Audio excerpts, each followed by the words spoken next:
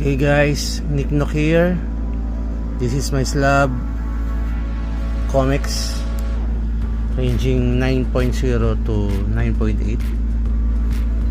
I have these two 9.8, very dark color but still get 9.8. It's very hard to get a 9.8 in a cover, especially in black and this metallic called this red.